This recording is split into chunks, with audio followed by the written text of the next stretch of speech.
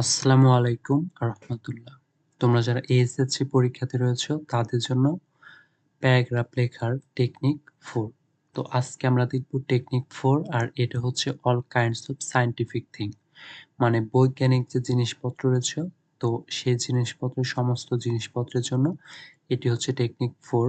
আমরা এই টেকনিকটির মানে এই প্যারাগ্রাফটির মাধ্যমে শুধুমাত্র all kinds of scientific thing মানে বৈজ্ঞানিক যে জিনিসপত্র রয়েছে সেই সমস্ত প্যারাগ্রাফের জন্য আমরা এই নিচের টেকনিকটি ফলো করব। আর যেগুলো যেগুলোর ক্ষেত্রে আমরা এই প্যারাগ্রাফটি লিখতে পারবো তো তার ভিতরে হচ্ছে dish antenna, satellite, mobile phone, internet, computer, email, electricity. তো এরকম আরও যে সায়েন্টিফিক থিং রয়েছে সেটির জন্য আমরা নিচের টেকনিকটি ফলো করব। তো চলো আমরা দেখে নিই।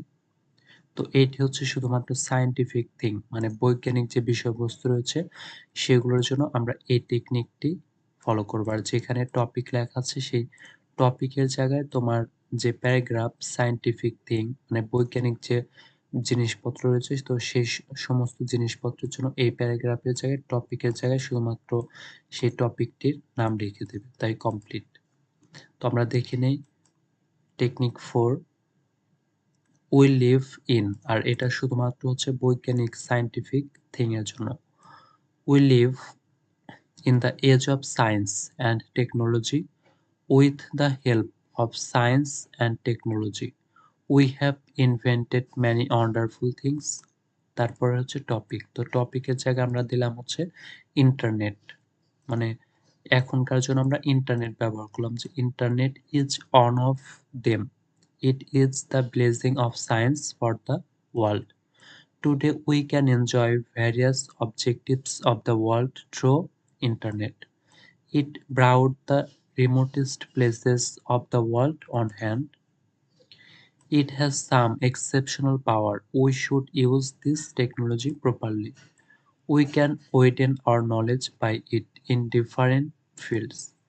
তারপরে টপিকের জায়গায় আমাদের নির্দিষ্ট প্যারাগ্রাফের নাম দেব। যেমন আমি দিলাম internet gives us a lot of opportunities and it mainly influence more on young generation. As everything has its both negative and positive side, so internet has also two sides and we should use only positive sides which provide us useful knowledge. তো এই ছিল হচ্ছে আমাদের technique 4। এটা হচ্ছে শুধুমাত্র বৈজ্ঞানিক জিনিসপত্রের জন্য, বৈজ্ঞানিক জিনিসপত্র লেখার জন্য প্যারাগ্রাফ। তো তোমরা এই বিশেষ দ্রষ্টব্যটুকু দেখে নেবে যে বিভিন্ন প্রকার বৈজ্ঞানিক বিষয়বস্তু বা সায়েন্টিফিক থিং নিয়ে প্যারাগ্রাফ বললে ওপরে লেখাটি অনুসরণ করবে এবং টপিকের জায়গায় তোমার নির্দিষ্ট প্যারাগ্রাফের নাম লিখে বাকি সব অপরিবর্তিত থাকবে। শুধুমাত্র এই টপিকের জায়গায় তোমার নির্দিষ্ট প্যারাগ্রাফটির নাম লিখবে। তো এই ছিল আমাদের প্যারাগ্রাফ লেখার টেকনিক 4। এর পরবর্তীতে আমরা দেখব হচ্ছে টেকনিক 5। তো আজকের ভিডিওটি ছিল এই পর্যন্তই। তোমরা সবাই ভালো থাকবে। আসসালামু আলাইকুম ওয়া রাহমাতুল্লাহ।